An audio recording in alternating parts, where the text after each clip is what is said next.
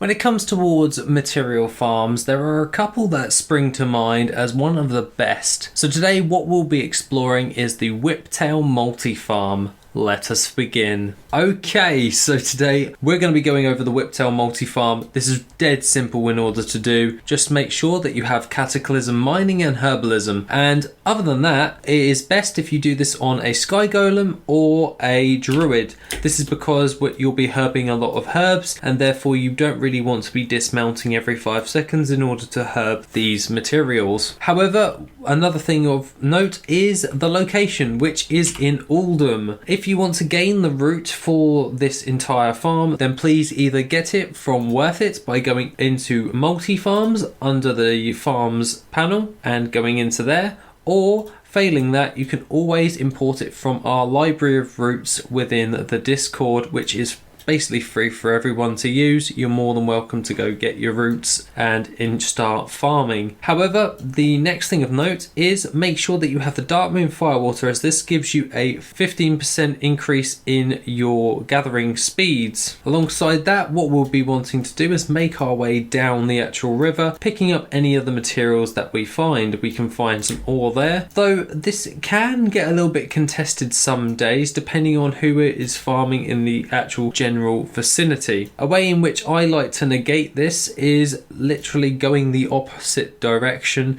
if you don't find anything coming along your way. However, this is a very easy gold farm in order to do, and overall I can literally go brain dead. We will want to go down the entire of the river and hook our way around and go back up to the top. That being said, we're going to want to pull up Worth It and we're going to want to reset. This is so we can keep track of all the materials that we're actually gaining for this particular gold farm. However, there is tons of Whiptail from this, and you're going to get a lot of volatile life and Whiptail along with this, as well as pyrite and elementium ore as your keynote items. All in all, this is pretty dang good in order to do, and once you have completed your loop back up to the top again, you're going to be wanting to cut across and go along the edge of the map, and that will be picking up any of the ores that come along with this. This makes it a complete route and means that you aren't flying in between the rivers and wasting precious resource gathering times, and multi-farming can always, without a shadow of a doubt, increases your gold per hour. Hence why I always make sure to have a miner and a herbalist on the same tune, as this makes it a lot more efficient when it comes towards me farming up resources for gold. That being said,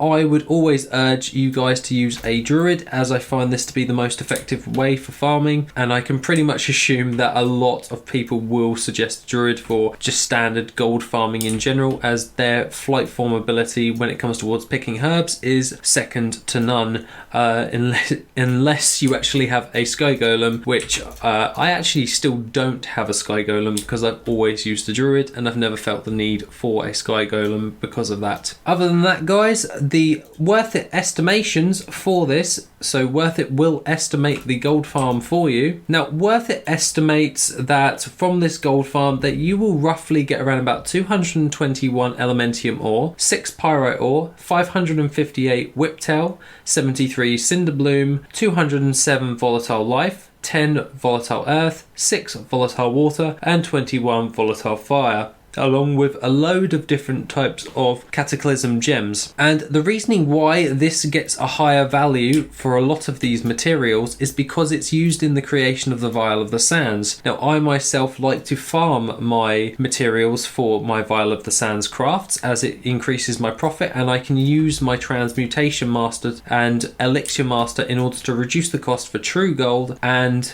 the Flask of Winds, along with the Flask of Titanic Strength. This greatly increases with the 20% proc chance when I'm actually using my masteries for my alchemists in the creation of these potions, which all require these resources. Hence why, on average, these materials will tend to sell faster, is because they derive their value from the Vial of the Sands craft, and along with that, with the 20% proc, we can increase our gold per hour for this by just crafting them into their elixirs and or their base material of true gold, using the transmute for true gold, which is 3 Pyrian bars and 10 of each fire, water and earth volatiles. This makes 1 true gold, and with a 20% proc chance is quite good if you're doing a mass craft of all of this. I generally use this gold farm mainly to farm up all of my materials for my elixirs, but this does help with multi-farming to increase the amount of time spent farming for the materials of the ores, as well as that